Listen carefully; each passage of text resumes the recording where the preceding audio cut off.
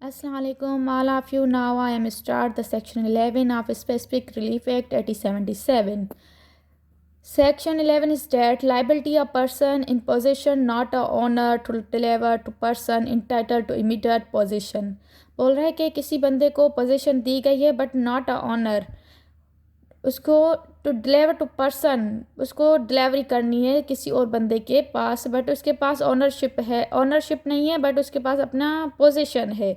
Any person having the position or control of a particular articles of movable property of which is not the owner may be compelled sufficiently to deliver it to the person entitled to the immediately possession in any of following cases. मैंने पहले ये बताया कि ही is not real owner, ठीक है, वो owner नहीं है बट उसको उसके पास पोजेशन है उस चीज़ की, ठीक है, उसको डिलीवर करनी है. जैसे मैं आपको एग्जांपल सीधा सा बता रही हूँ.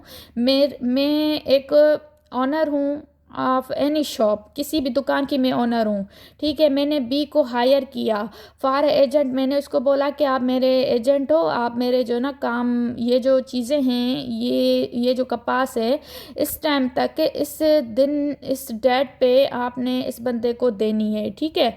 तो he is not real owner, पर मैंने उसको पोजीशन दी उस दुकान की, ठीक है. तो ये जो नीचे केसेस आएंगे हम उसमें एक एक चीज़ क्लियर करते जाएंगे. When the thing claimed to be held by the defendant is the agent. जैसे मैंने एजेंट का बोला, जिस दुकान का मैंने किसी बंदे को रखा, मुलाजिम को रखा, मुलाजिम को हम बोलेंगे एजेंट.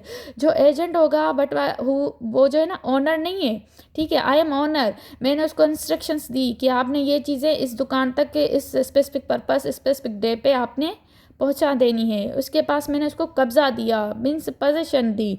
और सब class B, when compensation is money would not afford to the claimant adequate relief of the loss. अभी देखो उसमें कोई नुकसान आ जाता है. मैंने कपास दी, मैंने उसको बोला कपास में कीड़े आ गए या इट मीन्स कपास ख़राब हो गई, तो मैं उस पर ना एडुकेट रिलीफ, जो लॉसेस होगा, जितना भी ख़राब होगी ना, मैं उसकी ज़िम्मेवार नहीं हूँ कि जितना मीन्स लॉस हुआ है मैं उसकी कंपनसेशन दूंगी. हाँ, अगर मेरी वजह से, मेरी पोजीशन के होते हुए अगर कोई भी नुकसान आता है तो आई एम वो जो है ना, मैं उसकी जो है ना जिम्मेदार हूँ कंपनसेशन देने के लिए.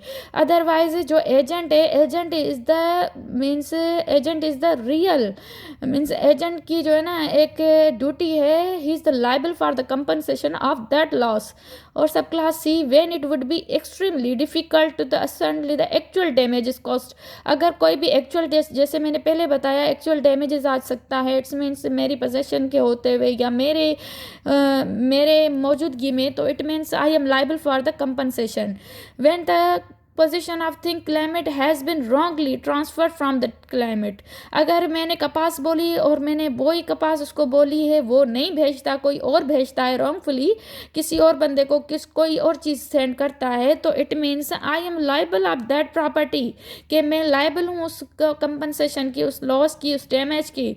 और सेक्शन 11 इज डेट के जो है ना, उसमें यह है कि आपकी लाइबिलिटी है, उस बंदे की लाइबिलिटी है दुकान वाले की, but he is a not real owner, ठीक है. तो सेक्शन 11 इस चीज़ को डील करता है कि अगर कोई भी ऐसा कॉन्ट्रैक्ट या ऐसी कोई भी चीज़, आप उसके ओनर नहीं हो, आपके ज़िम्मे कोई काम सौंपा गया है बट आप उसकी रिस्पॉन्सिबिलिटी फुलफिल नहीं करते, या एट दैट टाइम उसकी टर्म्स एंड कंडीशन को फुलफिल